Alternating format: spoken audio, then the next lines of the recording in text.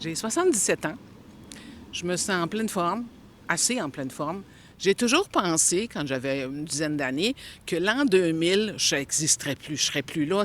J'aurais 50 quelques années. Je ne pouvais pas exister après l'an 2000. Mais je m'aperçois aujourd'hui que je suis encore là et on est largement dépassé l'an 2000. Bon, c'est sûr que notre opinion change avec les années, là, mais enfant, je ne me voyais pas grandir si vieille que ça. Ben, Ah c'est oui. pas si vieux que ça, là, mais je me pensais pas me rendre à cet âge-là. Qu'est-ce que tu te dirais à ta version d'il y a 10 ans? Quel conseil tu te donnerais? Il y a 10 ans, j'étais pas aussi sociable qu'aujourd'hui. Je parlais pas beaucoup. Quand je partais en vacances, je voulais être toute seule ou presque, là, juste 2 ou 3 personnes. J'étais sauvage. Je dirais donc à cette personne-là, fais-toi confiance. Il y a d'autres choses dans la vie, puis on apprend encore avec le temps.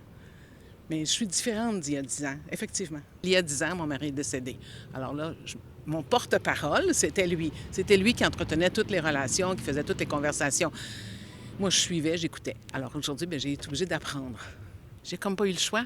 En vivant toute seule, t'as pas le choix. Si tu veux avancer dans la vie, il faut que tu parles. Il faut que tu échanges. Il faut que tu rencontres des gens. Alors, c'est ce que j'ai fait depuis 10 ans. Ce serait quoi la leçon la plus importante que tu as apprise?